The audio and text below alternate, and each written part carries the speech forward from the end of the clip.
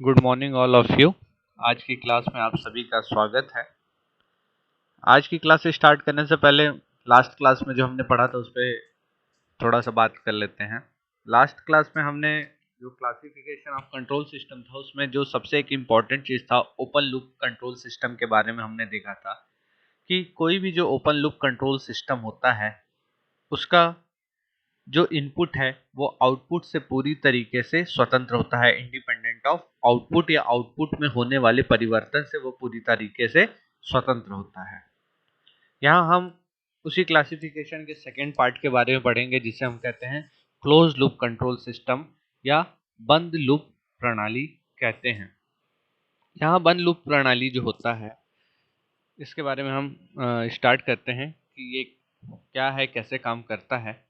तो close loop system में कोई भी सिस्टम जिसमें कंट्रोलिंग एक्शन अथवा इनपुट किसी भी तरह से आउटपुट अथवा आउटपुट में परिवर्तन पर निर्भर करती है क्लोज लूप कंट्रोल सिस्टम कहलाती है। ये क्या है, जस्ट अपोजिट हुआ ओपन लूप सिस्टम के हिसाब से। ओपन लूप सिस्टम में क्या था कि जो भी आप इनपुट दे रहे थे वो पूरी तरीके से इंडिपेंडेंट होता था आपके आउटपुट या आउटपुट में होने वाले परिवर्तन से। लेकिन क्लोज लूप सिस्टम में क्या है कि कोई भी ऐसा सिस्टम जिसमें जो भी हम कंट्रोलिंग एक्शन कर रहे हैं या जो भी हम इनपुट दे रहे हैं वो किसी भी तरीके से आउटपुट अथवा आउटपुट में होने वाले परिवर्तन पर क्या होता है, निर्भर करता है। मतलब डिपेंडेंट होता है किस पे, आपके आउटपुट पर ये डिपेंड करता है क्या, इनपुट। वो क्लोज लूप कंट्रोल सिस्टम कहलाता है। तो आउटपुट पर इनपुट की निर्भरता के लिए ऐसी प्रणाली हेतु हम फीडबैक या प्रतिक्रिया गुण का उपयोग करते हैं। अब यहाँ पे फीडबैक या प्रतिक्रिया गुण क्या होता है इसे हम समझेंगे। तो फीडबैक किसी सिस्टम का वह गुण है जिसके द्वारा यह आउटपुट को इनपुट के साथ तुलना करने की अनुमति देता है। मतलब किसी भी सिस्टम का ऐसा गुण, जैसे हम हमारे सिस्टम में क्या है, दो पॉइंट हो रहे हैं, एक इनपुट एक आउटपुट। तो यहाँ पे आउटपुट को इनपुट से कंपेयर कराने की जो प्रॉपर्टी है या जो व्यवस्था है, ठीक है, वो क्या कहलाता है, हमारा फीडबैक या प्रतिक्रिया कहलाता है। तो फीडबैक किसी सिस्टम का वह गुण है जिसके द्वारा यह आउटपुट को इनपुट के साथ तुलना करने की अनुमति देता है जिससे कि उचित नियंत्रण प्रक्रिया हो सके, इसका निर्णय लिया जा सके। तो इस तरह की प्रणाली में आउटपुट या आउटपुट का कोई भी हिस्सा इनपुट को फीडबैक दे सकता है, इनपुट के साथ कंपैरिजन कर सकता है। ठीक, तो यहाँ पर हम फीडबैक प्रतिक्रिया क्लोज लूप में अगर देखें तो आपको क्या दिख रहा है, ये एक डायग्राम जो आप यहाँ पर देख रहे हो, ठीक है। इस डायग्राम में आप देखिए कि इनपुट जो है वो एक कमांड इनपुट है, ठीक है। वो किसी सिस्टम में हम एक कमांड इनपुट पुट कर रहे हैं। वो कमांड इनपुट कहाँ पे जा रहा है, जो भी एक रेफरेंस ट्रांसड्यूसर है उस रेफरेंस ट्रांसड्यूसर में आपका कमांड इनपुट पुट हो रहा है। वहां से वो क्या कर रहा है, एक रेफरेंस इनपुट जनरेट कर रहा है। वो रेफरेंस इनपुट कहाँ पे जा रहा है, आपके इस एरर पॉइंट के पास आ रहा है। यहां से वो क्या कर रहा है, एक एरर सिग्नल जनरेट कर रहा है जिसे हम क्या कह रहे हैं, ईटी के द्वारा शो कर रहे हैं। ये एरर सिग्नल कहाँ पे जा रहा है, आपके कंट्रोलर पे जा रहा है, कंट्रोल को सिग्नल प्रोवाइड कर रहा है। ये कंट्रोलर क्या करता है, पूरे सिस्टम के प्रोसेस को कंट्रोल करता है और कंट्रोल करने के बाद क्या करता है, एक आउटपुट प्रोवाइड करता है जिसे हम कहते हैं कंट्रोल्ड आउटपुट, जिसे हम सीटी के द्वारा शो कर रहे हैं। तो इस सीटी जो आपका आउटपुट है ये यहाँ पे प्रोड्यूस होता है, लेकिन इस आउटपुट से हमारा क्या हो रहा है, एक पॉइंट निकल रहा है किसके द्वारा, फीडबैक एलिमेंट के द्वारा। मतलब जो आपका आउटपुट जनरेट होकर हमको स्पेसिफाइड आउटपुट मिलता है उसके पहले एक फीडबैक एलिमेंट के द्वारा आपको क्या मिल रहा है, फीडबैक सिग्नल मिल रहा है जो आपके इस समेशन पॉइंट पर आकर मिल रहा है। तो ये जो फीडबैक एलिमेंट है ये एक फीडबैक सिग्नल जनरेट करता है जो आपके रेफरेंस इनपुट को आकर उसको कमांड देता है या उसके साथ कंपेयर करता है। तो ये क्या कहलाता है, हमारा फीडबैक पाथ कहलाता है। ये जो सीधा निकल रहा है इसको हम क्या बोलते हैं, फॉरवर्ड पाथ कहते हैं।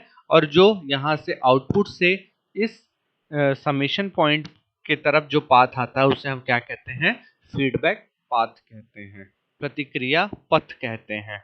तो क्लियर है। तो यहाँ पर जो आरटी है इसे हम रिफरेंस इनपुट कहते हैं, ईटी को हम एरर सिग्नल कहते हैं, सीटी को हम कंट्रोल्ड आउटपुट कहते हैं, एमटी को हम मैनिपुलेटेड सिग्नल कहते हैं, जो कंट्रोलर और प्रोसेस टू बी कंट्रोल्ड के बीच में होता है। और यहाँ पर जो बीटी है वो क्या कहलाएगा, आपका फीडबैक सिग्नल कहलाएगा। तो ये जो पूरा सिस्टम आपको दिख रहा है ये क्या है, आपका क्लोज लूप कंट्रोल सिस्टम है। क्लियर है। तो ये क्लोज लूप कंट्रोल सिस्टम क्या होता है कि जो भी आप क्लोज लूप सिस्टम में या किसी सिस्टम में जो इनपुट देते हैं वो इनपुट आपके आउटपुट या आउटपुट में होने वाले परिवर्तन पर निर्भर करता है। और ये जो परिवर्तन ये जो इनपुट की आउटपुट पे डिपेंडेंसी है, निर्भरता है, ये किसके द्वारा हम बताते हैं, उसके फीडबैक के द्वारा बताते हैं, प्रतिक्रिया के द्वारा बताते हैं। तो ये था आपका क्लोज लूप कंट्रोल सिस्टम। अब क्लोज लूप कंट्रोल सिस्टम के क्या क्या एडवांटेजेस हैं इसके बारे में हम देखेंगे। तो किसी भी बंद लूप परिपथ के निम्नलिखित लाभ हैं। सबसे पहला, इस प्रणाली की एक्यूरेसी, सटीकता बहुत ही अधिक होती है, बहुत ज्यादा एक्यूरेट होता है, एक्यूरेट रिजल्ट प्रोवाइड करता है। दूसरा, इस तरह की प्रणाली पर्यावरण परिवर्तनों के साथ आंतरिक डिस्टरबेंस को भी समझता है। मतलब यदि आप इस सिस्टम को कहीं पे उपयोग कर रहे हैं तो जो एनवायरमेंटल चेंजेस होंगे, जो आउटर चेंजेस परिवर्तन होंगे, साथ ही साथ जो इंटरनली परिवर्तन होंगे या जो डिस्टरबेंस होंगे, उन सभी को ये समझता है और उनको ठीक करने की कोशिश भी करता है। तीसरा, इस प्रणाली में अरेखी तथा विकृतियों का प्रभाव कम होता है। मतलब ये जो प्रणाली है ये नॉन लिनियरिटी तथा उसमें जो भी स्ट्रेंथ्स आएंगे उसका प्रभाव बहुत ही मिनिमम होता है। चौथा, ऐसी प्रणाली के लिए ऑपरेटिंग फ्रीक्वेंसी जोन बहुत हाई होती है। मतलब ये इस क्लोज लूप कंट्रोल सिस्टम का यदि हम उपयोग कर रहे हैं तो उसकी जो ऑपरेटिंग फ्रीक्वेंसी जोन होगी वो बहुत ही ज्यादा होगी। क्लियर है। नेक्स्ट है डिसएडवांटेजेस। अब कोई भी सिस्टम है तो यदि आप उसके लाभ के बारे में पढ़ रहे हैं तो उसकी क्या क्या हानियां हैं ये भी है, क्योंकि कोई भी जो सिस्टम होता है वो कंप्लीटली मतलब एडवांटेजेस फॉर्म में नहीं होता, उसमें कुछ ना कुछ उसके एरर, कुछ ना कुछ उसके डिसएडवांटेजेस भी होते हैं। तो हम इस सिस्टम के डिसएडवांटेजेस के बारे में भी देखेंगे कि बंद लूप प्रणाली में क्या क्या हानियां हैं।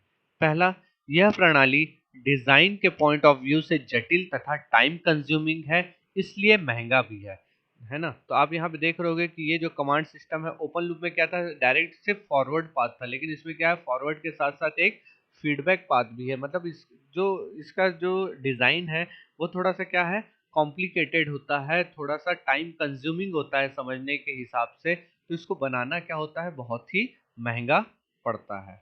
दूसरा, फीडबैक होने के कारण सिस्टम टाइम टू टाइम प्रणाली के एरर को ठीक करने की कोशिश करता है। मतलब यहाँ पे क्या है कि जैसे आपने कमांड दिया तो ये आउटपुट निकलने से पहले इसमें क्या होता है, फीडबैक पाथ से एक फीडबैक सिग्नल इसके पॉइंट पर आता है। मतलब अगर इसमें किसी प्रकार का सिस्टम में एरर है तो ये पॉइंट निकलकर उस एरर को कंटिन्यूअस टाइम टू टाइम ठीक करने की कोशिश करता रहता है, जिससे रिजल्ट क्या होता है, थोड़ा सा अफेक्टेड होता है। तो यह दो प्रकार की हानियां मुख्यतः हमें control close loop control system में देखने को मिलती हैं। ठीक है, क्लियर है। अब हम ये देखेंगे कि क्लोज लूप कंट्रोल सिस्टम का यूज कहां कहां पर किया जाता है। तो क्लोज लूप कंट्रोल सिस्टम के जो यूजेस हैं वो क्या है, डीसी मोटर स्पीड कंट्रोल में क्लोज लूप कंट्रोल सिस्टम का उपयोग किया जाता है, और होम हीटिंग सिस्टम में भी क्लोज लूप कंट्रोल सिस्टम का उपयोग किया जाता है।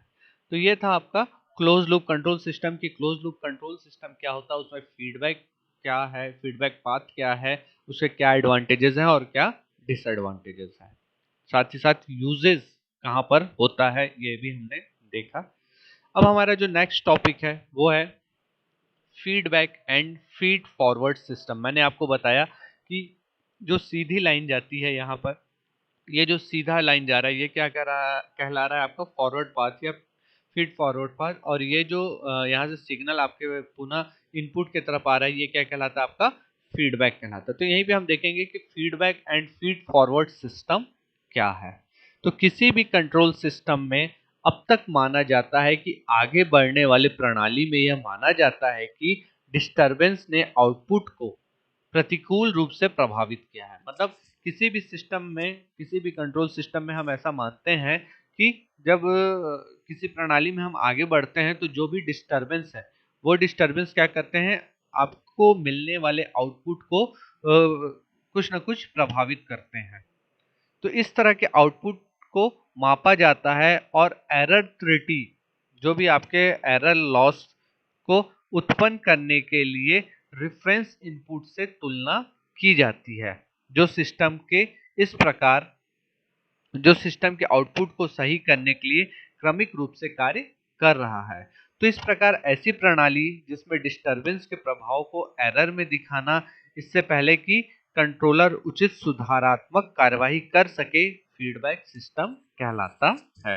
तो आपने फीडबैक सिस्टम में देखा कि जो भी आप इनपुट सिग्नल देते थे यहाँ पर, है ना, यहाँ पे कमांड इनपुट से आपने इनपुट सिग्नल दिया रेफरेंस ट्रांसड्यूसर को, उसने एक रेफरेंस इनपुट जनरेट किया। वो रेफरेंस इनपुट क्या होता है कि इस एरर पॉइंट से होते हुए एक एरर सिग्नल जनरेट करते हुए इस रेफरेंस इनपुट यहाँ पे आता है, इसी पॉइंट पर एक फीडबैक सिग्नल भी आता है।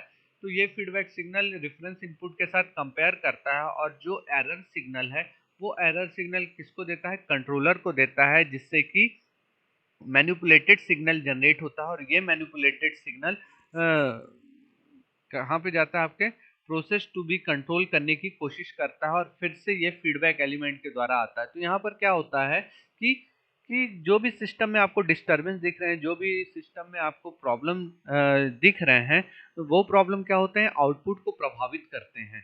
तो आउटपुट को ठीक करने के लिए, आउटपुट को मापते समय उसमें क्या त्रुटि आ रही है, उस त्रुटि को देखकर उसे ठीक करते हुए हम क्या करते हैं, रेफरेंस इनपुट के साथ उसकी तुलना करते हैं।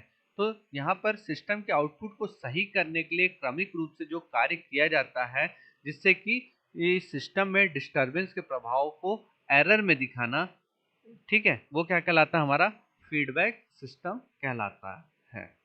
तो ये फीडबैक सिस्टम था। उसी प्रकार से सामान्य प्रतिक्रिया प्रणाली सुधारात्मक कार्यवाही केवल आउटपुट के प्रभावित होने के बाद शुरू होती है। तो ऐसी प्रणाली जिसमें डिस्टरबेंस को प्रभावित करने से पहले ऐसी सुधारात्मक कार्यवाही की जाती है, आउटपुट फीड फॉरवर्ड सिस्टम कहलाती है। आउटपुट से जो जाके सिग्नल आगे बढ़ रहा है वो क्या कहलाएगा, आउटपुट फीड फॉरवर्ड सिस्टम कहलाएगा। तो ये था फीडबैक और फीड फॉरवर्ड सिस्टम, किसका, आउटपुट का। ठीक, अब हमारा जो टॉपिक है वो है कंपैरिजन ऑफ ओपन लूप और क्लोज लूप सिस्टम। तो अभी हमने जो भी दो टॉपिक पढ़ा, ओपन लूप सिस्टम क्या होता है और क्लोज लूप सिस्टम क्या होता है, उसके किस प्रकार से कार्य करता है, उसकी लाभ क्या थे, उसकी हानियां क्या थी, इन सारी चीज़ों को हम मिलाकर आपस में इन दोनों सिस्टम का कंपैरिजन करते हैं कि इस कंपैरिजन में दोनों सिस्टम में क्या हमें देखने को मिलता है। तो इस टॉपिक पे हम देखेंगे। हमारा टॉपिक है comparison of open loop and close loop control system. तो यहाँ पर हमने इस प्रकार से कंपैरिजन किया हुआ है। ठीक है, एक साइड हमने ओपन लूप और एक साइड हमने क्लोज लूप को लिखा है। तो सबसे पहला ओपन लूप, आउटपुट में किसी भी बदलाव का इनपुट पर कोई प्रभाव नहीं होता, अर्थात फीडबैक मौजूद नहीं रहता है। जबकि क्लोज लूप सिस्टम में क्या होता है, आउटपुट में परिवर्तन इनपुट को प्रभावित करता है, जो फीडबैक के उपयोग से ही संभव है। मतलब यहाँ पर ओपन लूप सिस्टम में जो इनपुट है वो आउटपुट से इंडिपेंडेंट होता है, जबकि क्लोज लूप सिस्टम में इनपुट जो होता है वो डिपेंडेंट होता है किस पे, आपके आउटपुट पर। ठीक, दूसरा, सिस्टम के संचालन के लिए आउटपुट माप की आवश्यकता नहीं है। ओपन लूप सिस्टम में मतलब यदि हमें अपने सिस्टम को ऑपरेट करना है तो उसमें आउटपुट के मेजरमेंट की कोई जरूरत नहीं होती, जबकि क्लोज लूप सिस्टम में सिस्टम को रनिंग करने के लिए, ऑपरेट करने के लिए हमें उसके आउटपुट को भी मेजरमेंट करना आवश्यक होता है। तीसरा, फीडबैक एलिमेंट अनुपस्थित होता है। ओपन लूप सिस्टम में कोई भी फीडबैक एलिमेंट या फीडबैक पाथ नहीं होता है, जबकि क्लोज लूप कंट्रोल सिस्टम में फीडबैक एलिमेंट या फीडबैक पाथ बहुत ही आवश्यक होता है और यह उपस्थित रहता है। चौथा, ओपन लूप सिस्टम में एरर डिटेक्टर की कोई ज़रूरत ही नहीं होती, क्योंकि आउटपुट को इनपुट के साथ हमें कंपैरिजन ही नहीं करना रहता, इसलिए इसमें एरर डिटेक्टर की ज़रूरत नहीं होती, वो अनुपस्थित होता है। जबकि क्लोज लूप कंट्रोल सिस्टम में आउटपुट को कंटिन्यूअस इनपुट के साथ क्या होता है, कंपैरिजन किया जाता है, इसलिए एरर डिटेक्टर की वहाँ पे क्या होती है, आवश्यकता होती है और वो सिस्टम में लगा रहता है। पांचवा, यह इनएक्यूरेट और अविश्वसनीय होता है। ओपन लूप कंट्रोल सिस्टम क्या है कि इनएक्यूरेट और अनरिलायबल होता है, जबकि क्लोज लूप कंट्रोल सिस्टम क्या होता है, अत्यधिक एक्यूरेट एवं विश्वसनीय होता है। नेक्स्ट है छठवां, ओपन लूप कंट्रोल सिस्टम में डिस्टरबेंस के प्रति अत्यधिक संवेदनशील होता है, जबकि क्लोज लूप कंट्रोल सिस्टम में डिस्टरबेंस के प्रति ये कम संवेदनशीलता होती है। सातवां, ओपन लूप कंट्रोल सिस्टम में पर्यावरणीय परिवर्तनों के प्रति अत्यधिक संवेदनशीलता होती है, मतलब अगर आपके इन्वायरमेंटल चेंजेस होंगे तो इसमें भी ओपन लूप कंट्रोल सिस्टम को भी अफेक्ट करेंगे, जबकि क्लोज लूप कंट्रोल सिस्टम में पर्यावरण परिवर्तन के प्रति कम संवेदनशीलता होती है, मतलब कोई भी चेंजेस हो इसमें इफेक्ट नहीं पड़ता है। ठीक। नेक्स्ट है, ओपन लूप कंट्रोल सिस्टम में जो फ्रीक्वेंसी रेंज होता है जिसपे ऑपरेट किया जाता है उसकी बैंडविड्थ क्या होती है, छोटी होती है, जबकि क्लोज लूप कंट्रोल सिस्टम जब वर्क करता है तो वो हाई फ्रीक्वेंसी जोन पे काम करता है, इस कारण इसके फ्रीक्वेंसी बैंडविड्थ जो होती है वो क्या होती है, बड़ी होती है।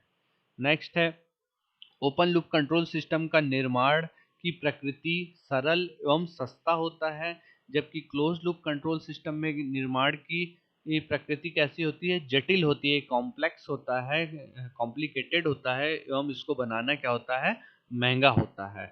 नेक्स्ट है, मुख्यतः स्टेबल नेचर का होता है। ओपन लूप कंट्रोल सिस्टम मुख्यतः क्या होता है, स्टेबल नेचर का होता है, जबकि क्लोज लूप कंट्रोल सिस्टम क्या होता है, डिजाइन करते समय स्थिरता पे विचार प्रमुख रूप से किया जाता है।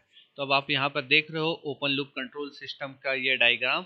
ओपन लूप कंट्रोल सिस्टम में क्या है, आपने डायरेक्शन या जो रेफरेंस इनपुट दिया कंट्रोलर को, कंट्रोलर ने मैनिपुलेटेड सिग्नल प्रोवाइड किया किसके लिए, प्रोसेसिंग के लिए, प्रोसेस के लिए, और आपको एक स्पेसिफाइड कंट्रोल आउटपुट प्राप्त हुआ। तो ये सिंपली फॉरवर्ड पाथ में आपको ओपन लूप कंट्रोल सिस्टम दिख गया। उसी प्रकार से यदि आप यहाँ पर क्लोज लूप कंट्रोल सिस्टम की बात करेंगे तो क्लोज लूप कंट्रोल सिस्टम में आपने एक इनपुट दिया, रेफरेंस इनपुट दिया, कहाँ पे आया वो, एरर डिटेक्टर के पे रेफरेंस इनपुट आया, इस एरर डिटेक्टर से वो कहाँ पे गया, कंट्रोलर पे, कंट्रोलर से सिग्नल गया प्रोसेस प्लांट पे और आपको आउटपुट मिला। लेकिन आउटपुट से पहले आपको एक फीडबैक सिग्नल पुनः मिला जो कहाँ पे आया, आपके एरर डिटेक्टर पे, और ये फीडबैक सिग्नल क्या करता है, आपके इनपुट और आउटपुट को कंपैरिजन करता है और उसमें जो भी डिस्टरबेंस है, जो भी एरर है, उस एरर को करेक्ट करते हुए फिर से आपके कंट्रोलर पे सिग्नल को प्रोवाइड करता है। और ये प्रोसेस तब तक होते रहता है जब तक कि कंप्लीटली आपका डिस्टरबेंस खत्म ना हो और आपको स्पेसिफाइड आउटपुट ना मिल जाए। तो ये यहाँ पर ओपन लूप और क्लोज लूप कंट्रोल सिस्टम का हमने कंपैरिजन किया। आज के क्लास में हमने क्लोज लूप कंट्रोल सिस्टम क्या होता है, किस प्रकार से कार्य करता है, फीडबैक क्या होता है, फीड फॉरवर्ड क्या होता है, ठीक है, क्लोज लूप कंट्रोल सिस्टम के क्या क्या एडवांटेजेस हैं, क्या क्या डिसएडवांटेजेस हैं, कहाँ यूजेस होता है, इसके बारे में पढ़ा। साथ ही हमने क्या किया, कंपैरिजन किया अपने ओपन लूप कंट्रोल सिस्टम और क्लोज लूप कंट्रोल सिस्टम को। क्लियर, हमने 10 पॉइंट पर यहाँ पर दोनों की कंपैरिजन की, दोनों की तुलना की कि किस प्रकार से दोनों का कार्य है, किस प्रकार से वो इनका उपयोग किया जाता है सिस्टम में। तो आज की क्लास के लिए इतना ही। होप सो आपको आज की क्लास समझ में आई होगी।